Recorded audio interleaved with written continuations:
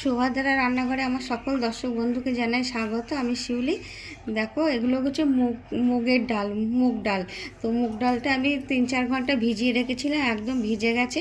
এবারে কি করবো বলো তো, এই যে মিক্সির জারটা নিয়েছি এর মধ্যে দেব, দিয়ে এটাকে আমি পেস্ট করে নেব। একদম মিহি পেস্ট করব না, একটু মানে দানা দানা থাকবে।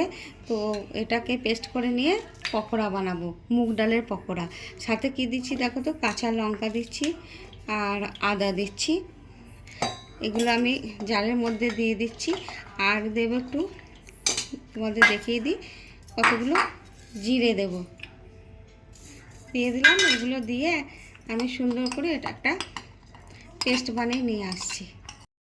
দেখো, আমি পেস্ট করে নিয়ে এসেছি, একটু দানা দানা আছে, একদম মিহি পেস্ট করিনি। তোমাদের দেখায়, এই যে দেখেছো, দানা দানা থাকলে কি হবে, পকোড়াটা মুখে পড়বে, বেশ মুচমুচ করবে, খেতে ভীষণ ভালো লাগবে। আর একদম টাইট করে বেটেছি, জল দিইনি। এটাকে আমি বের করে নিই। হলুদ গুঁড়ো মিক্সড করছি, অল্প করে হলুদ গুঁড়ো দিলাম। আর একটু দেখো চাট মশলা দিচ্ছি, বেশ খেতে টেস্টটা ভালো হবে। আর কিছু দেবো না, আমি সম্পূর্ণ নিরামিষভাবে বানাবো। এই যে স্বাদ মতো লবণ দিয়ে দিচ্ছি, স্বাদ অনুযায়ী লবণ দিয়ে দিলাম। আর একটু ধনেপাতা, ফ্রেশ ধনেপাতা কুচো দিয়ে দিলাম। এবার এটাকে আমি দিয়ে ভালো করে মিক্সড করে নেব, ভালো করে ফেটে। দেখো, আমি কড়া বসিয়ে দিয়েছি, আমার মিনি কড়াটা। এবারে খুব ভালো করে আমি ডালটাকে ফেটিয়ে নিয়েছি। দেখো, ফেটিয়ে ফেটিয়ে একদম বেশ হালকা পাড়া হয়ে গেছে। তো এবারে আমি তেলের মধ্যে দেব, এই চামচে করে করেই দেব। এই যে এরকমভাবেই দেবো, ছোট ছোট করে দেব, যেহেতু পকোড়া হবে, তো বড় বড় করে দেব না।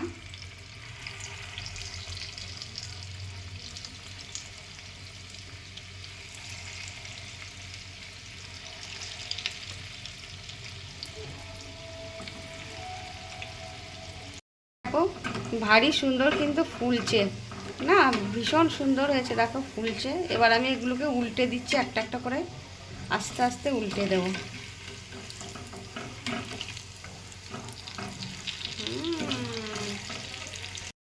আমার এই পকোড়াগুলো হয়ে গেছে।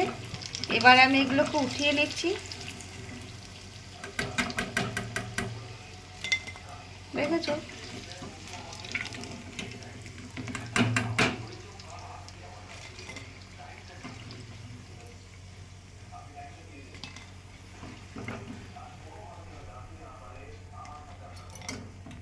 এবার আমি আর একটা ব্যাচ দিচ্ছি এইভাবে। এবারে আমি বাকিগুলো ভেজে তুলে নিই।